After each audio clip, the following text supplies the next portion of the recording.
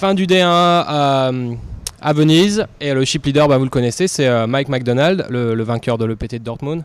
Hi Mike, thanks for doing this with us. How are you doing? I'm doing pretty well.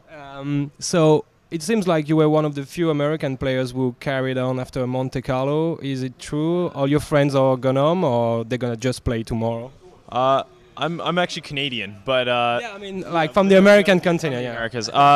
There were, I think, it seems like there were maybe a couple dozen guys from North America who came over here, and it's almost all like Italians and B1 qualifiers, which means that the field is fairly soft, I think.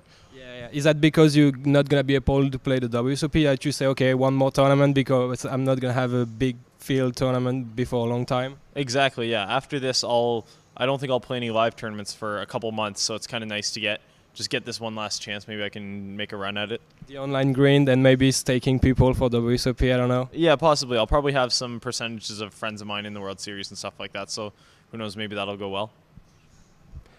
You won your first big pot today, I think, against a player from the Winamax team, the French players. Like you had queens, I believe. How did that happen? Was a weird hand, I think. Yeah, what happened is there was no small blind. Blinds were 50, 100, or so, just a 100 big blind. Someone raised to 300, someone called. Anthony Lelouch called as well.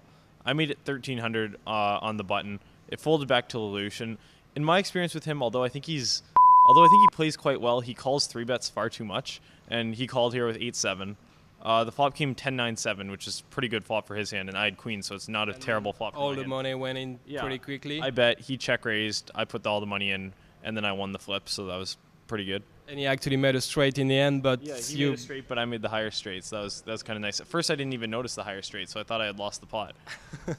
And then after that, you kept like accumulating chips all day. I saw you playing like lots of hands. How did it go? Yeah, the rest of the day went pretty well. I think I got it all in like 5 times today. Some of them I was like a huge favorite. Some of them I was like flipping, but I won every single all in, so that's like pretty characteristic of a good day. Like, yeah, they went well. So, and you having a day off tomorrow, you're gonna enjoy the city. I think that's pretty amazing city, and the setting here is pretty cool casino to host a tournament. Yeah, we don't have any plans for tomorrow yet, but hopefully we can find something to do. Well, good luck with that, and see you on day 2. Thanks, Mike. Thank you very much. Avec Ludovic et Talix, comment ça s'est passé les gars aujourd'hui? Vous avez joué quasiment toute la journée ensemble, au moins plus de la moitié de la journée ensemble. Parlez-moi un peu des styles des joueurs l'un de l'autre. Qu'est-ce que vous avez vu? J'avais Talix sur ma droite au tout début. C'est quand même un bon endroit. Enfin, pour avoir Talix à droite. C'est assez ennuyeux en fait d'avoir quelqu'un avec qui on parle beaucoup de poker, avec qui on a joué pendant. Enfin, voilà. Parce qu'il sait comment tu joues. Exactement, et je sais comment il joue. Et en fait, le problème, c'est que quels sont les ajustements que tu fais du la coup? plupart du temps, en fait, c'est qu'on il y a comme un respect mutuel. C'est-à-dire qu'il a ses petits spots où il va attaquer large, je le sais, et j'ai les miens. Et il y a peut-être un équilibre naturel qui se crée, c'est-à-dire qu'il en fait pas trop, j'en fais pas trop non plus. Et on essaye d'éviter de rentrer dans la bagarre de level où je suis obligé de le tribet et il sait que je suis obligé de le tribet, donc il est presque obligé de me 4-bet et je sais qu'il sait. Et donc en fait, c'est arrivé souvent ça, 3-bet, 4-bet, 5-bet? Il y a eu un coup tribet qu'il a gagné, il a payé le tribet avec As-10 UT, c'est venu valet. Bon, c'est la main dont tout le monde a parlé, dont tu as parlé dans ton coverage, on va pas revenir dessus. Et toi Talix, qu'est-ce qu'on a pensé? Ça s'est plutôt bien passé en fait finalement, parce que j'ai l'impression qu'on a gagné on gagnait plus de la moitié des coups à la table pendant assez longtemps.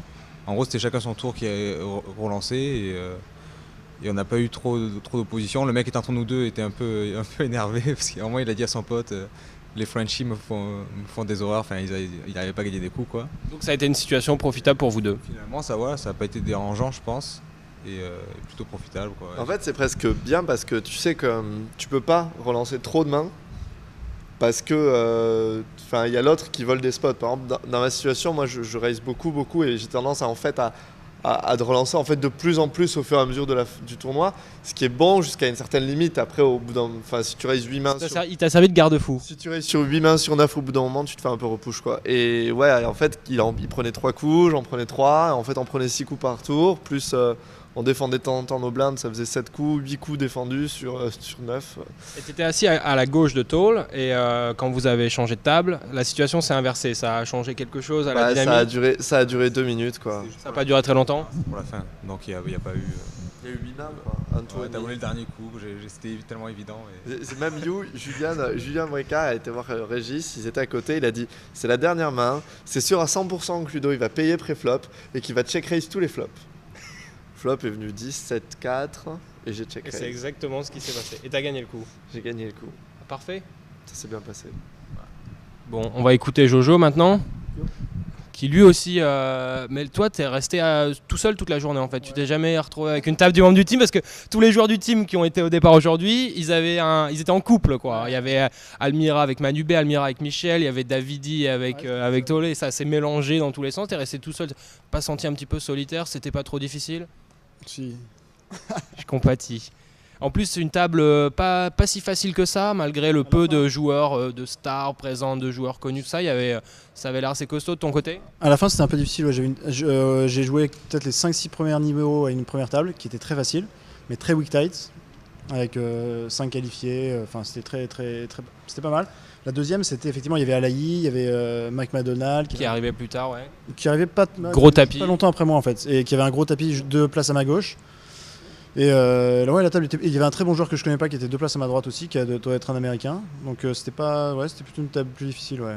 D'ailleurs, j'aurais bien aimé faire le contraire. Faire le début du tournoi à cette table et faire la fin de la journée avec les mecs que j'aurais bien aimé voler à la. Quand c'est le moment de relancer souvent, tu vois, il n'y avait pas beaucoup de coups qui se développaient à la première table. Quoi. Tu t'es quand même bien amusé, certains spots. Un petit call avec paire de 4 contre Autoras. Et quand j'avais une paire, j'étais un peu obligé de payer. Quoi. J'ai jamais eu mieux, tu vois. J'ai pas eu grand chose, donc j'étais un peu obligé. Ouais. J'ai fait ce que j'ai pu avec des paires, avec des jeux pas extraordinaires. Et d'ailleurs, je me souviens pas d'avoir une paire au-dessus de la paire de 10 aujourd'hui. Quoi. Ça, c'est moche. Non, ça, c'est très moche. C'est très bien joué, parce que je garde tout pour demain. Demain, il va falloir envoyer, ça va être bien. Ouais, après, non. Non, demain, tu vas sur la... Ouais, c'est pas mal, ça. Ouais, je veux bien. Non, demain, c'est le tour en gondole, donc. Ouais, les musées, tout ça, quoi. Très bien. Bon, bah, rendez-vous au Day 2, alors, tous les 3. Et demain, on se retrouve avec Moumout au départ. Moumout en solitaire. On a eu tous les joueurs du team aujourd'hui. Et Annette. Annette, bien sûr. Annette et sûrement beaucoup plus de joueurs connus, reconnus, quoi. Parce qu'aujourd'hui, c'était un peu faiblard de ce côté-là. Samuel Chartier, j'ai vu. Vanessa Rousseau, Chad Brown. Patrick Bruel, je crois. Patrick Bruel. Puis le reste, on verra ça. Jeudi, à partir de 15h, départ du D1B sur Winamax. Que dire de plus?